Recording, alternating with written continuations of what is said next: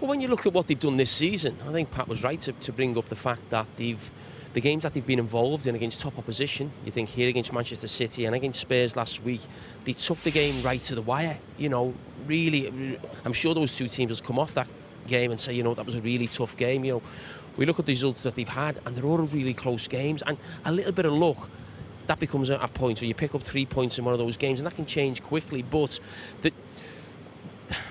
I mean, it looks like a freak result when you look at the other results. They look like they've been really competitive. And you know what? I think most people in football would say you hope it is a freak result, because when you're commentating and the lads are watching, we're all involved, you don't like to see scores like that. When you're involved and it's your team, of course, the Newcastle fans are delighted. But in the main, most football people watching that are thinking, I hope this doesn't go 7, 8, 9. And I was actually fearing that.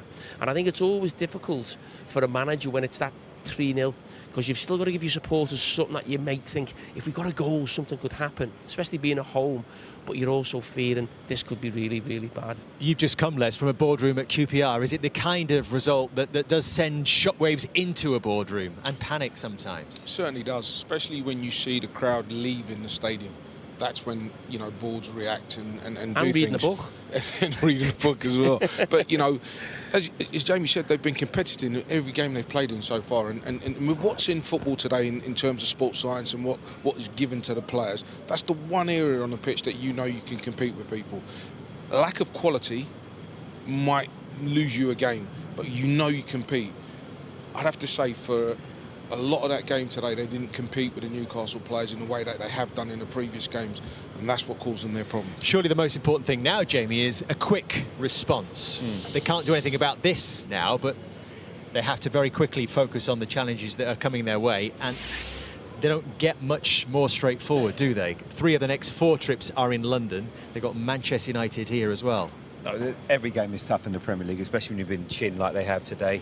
I feel sorry for Paul Higginbotham, because I look at him and I think he did such a great job to get this club into the Premier League. Unbelievable job. With the squad that they had, they lost 2 of their best players in the start of the season. Then they bought a few players in. You're trying to find a team, trying to find a squad. Have you got enough players in certain areas to give you that quality?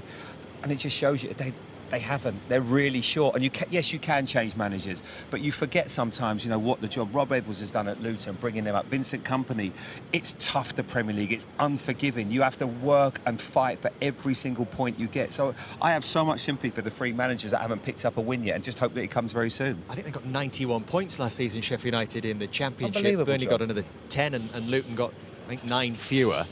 But we're now 16 games in for these 3 promoted sides, Luton, Burnley and Sheffield United, and none have found a win. How concerning is that, Jamie, do you think?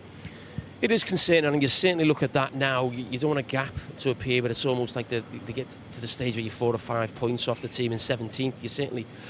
You don't want that. But I think just not just for those teams, I've got no affiliation to any of them, but I just think for the Premier League as a whole, you don't want to see teams, certainly the ones who've come up marooned at the bottom like that. And more often than not, we have teams who stay up and do really well. But I'd like to see them get a win. I don't know who they're playing next week, so I'm not against anyone's teams, but I think it'd be nice to see them get a victory, or certainly one of them next weekend, and, you know, give them that sort of confidence and belief that they can compete in the league. It's not about necessarily always about, you know, staying up. That's what they want to do.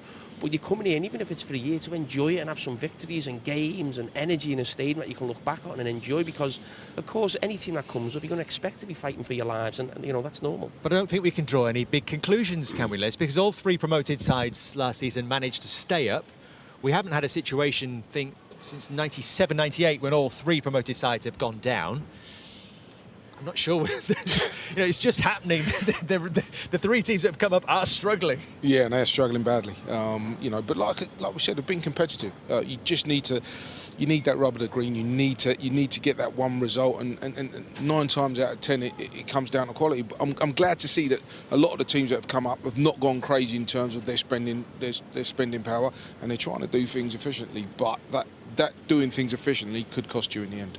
For all 3 of them, they just have to be better than 3 other sides. Yeah. Bournemouth haven't won yet.